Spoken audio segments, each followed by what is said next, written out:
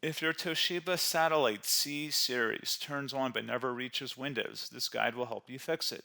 We will troubleshoot startup failures, repair Windows, and use built-in recovery tools to restore the system.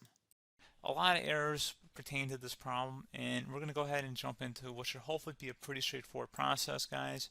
And we're going to go ahead and jump right into it. First thing I'd recommend doing would be to actually go ahead and boot to the troubleshooting utility on Windows 11. So if you do a hard power off 3 times in a row, Windows should automatically attempt to launch the startup repair utility. And if it doesn't find anything, it will give you the option to select advanced settings, in which case it will take you to a screen that looks like this.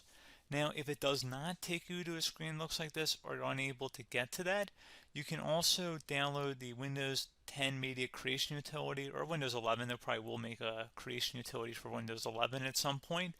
And it doesn't really matter, you can actually run the Windows 10 utility on Windows 11 as far as I'm aware. And you should be able to run the troubleshooting utilities built in within it. So you just would go ahead and download it to an ISO file and then burn it to a DVD or USB. It'd have to be about 4 gigabytes or more. It couldn't be a small USB flash drive, and it couldn't be a CD. It'd have to be a DVD. And then you'd boot your computer from it. So depending on the computer manufacturer, you'd have to tap a different key on your keyboard in order to launch that menu, in order to select what boot drive you want to go off of. So it could be anything between the escape key, F2, F8, F12, for example, and those are the function keys on the top of your keyboard. So you may have to just do a little bit of trial and error. Shouldn't take you more than a couple minutes. Googling it would probably be best before you even begin. But anyway, we're ready to go ahead and jump right into it. So we're on the choose an option page. So these will look very similar whether you're booting from it directly within Windows itself, or if you're plugged in a USB flash drive with the media creation utility installed and you selected the recovery option. So when you are setting up your Windows 11 installation or Windows 10, depending on the drive you're using, there should be an option to repair your computer in the bottom left corner of the dialog window, one of the first screens that comes up. You go ahead and select that, and then it would take you to a troubleshooting screen like you see here. And you want to go ahead and select troubleshoot, reset your PC, or see advanced options. And then there are going to be a whole bunch of options in here that we're going to explore in today's video. The first one, we're going to actually go underneath advanced options, and then select startup repair, fix problems that keep Windows from loading. So go ahead and select that first.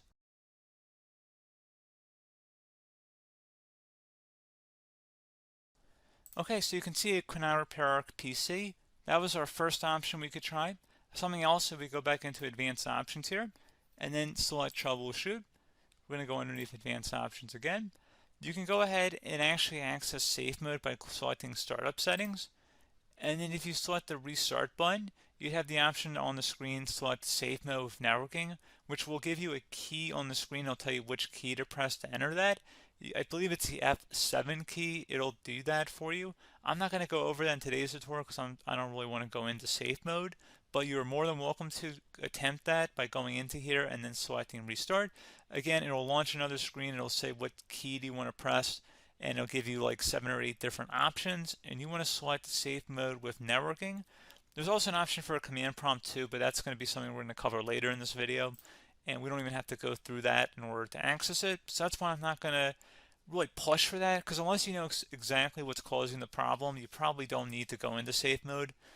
Unless you're trying to recover files, in which case then you definitely can go into safe mode, but we're trying to actually recover our computer here. So I hope that makes sense.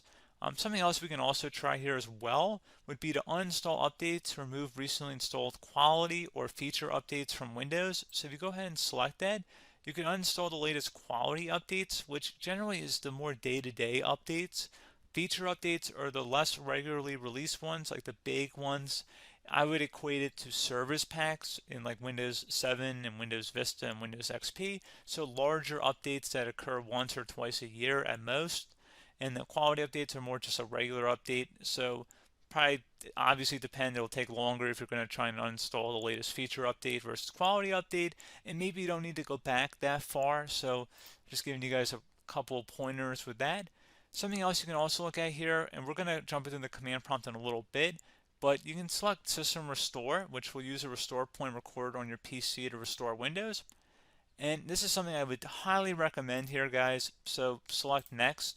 Assuming you have a restore point saved on your computer, you go ahead and select the most recently created one, and you'll select next, and then you'll select the drive. You shouldn't actually have to select the drive. You can scan for affected programs, but we're going to keep it all default here, and then we're going to select finish.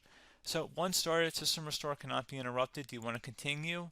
I think we're going to select yes. I don't think we have anything better to do on our computer right now, so just give it a moment here to initialize. It will take a couple minutes to run, obviously depending on how large your hard drive is and how much is saved on the system restore point. So just give it a couple minutes here.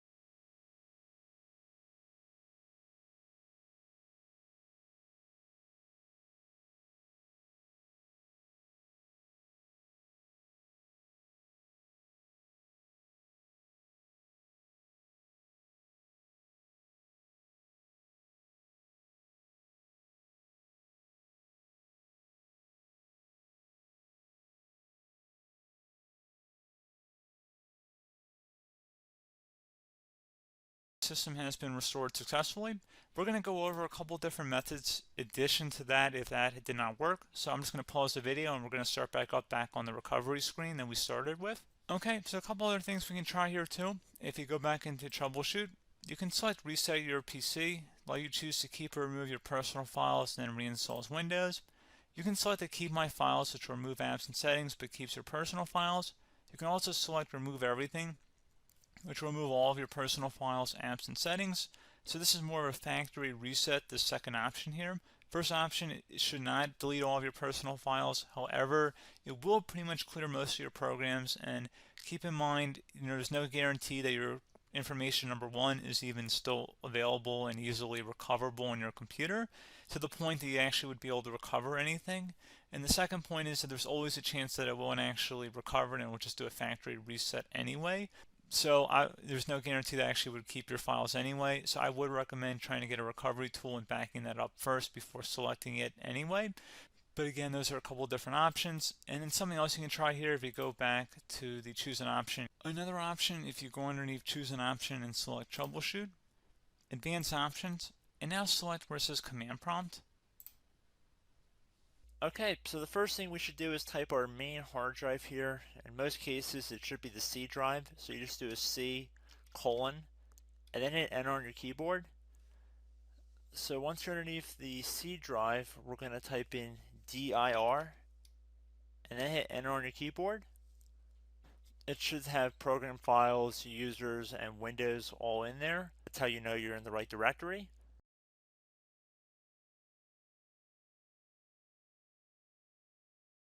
In some cases, it might be the D drive as well, so just keep that in mind.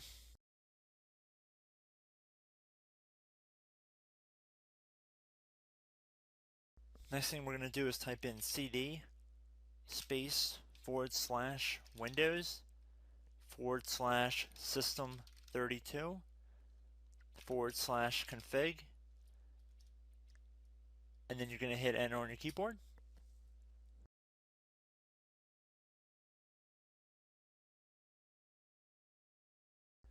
So now you're going to type md space backup. If you've seen other tutorials, it might also say to put down md backup. That's because the backup name is pretty common when you want to back something up. So you can name this whatever you want, doesn't have to be backup. So if you've already made a backup folder in the past, you could do backup 1, for example. So once you're done setting the name you want the backup to be called, hit enter on your keyboard again.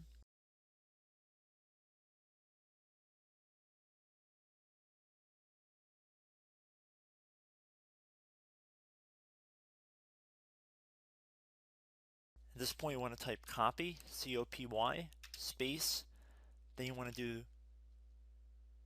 the star symbol above the 8 key, then do a period or a dot, whatever you want to call it, then another star sign, and then another space, and then type backup, and then hit enter on your keyboard.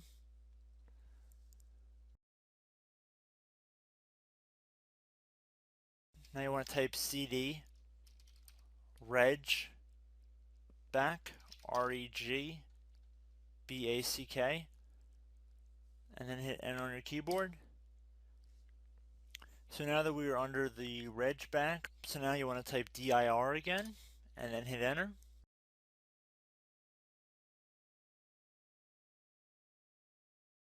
So now at this point we're going to type copy again. So copy, space, star sign, dot, another star sign, space, and then 2 dots. So we're going to type copy, space, star sign, dot, sign, star sign, dot, dot, and then hit enter on your keyboard again. So for overwrite, you want to overwrite all. So type A on your keyboard, so capital A, and then hit enter on your keyboard.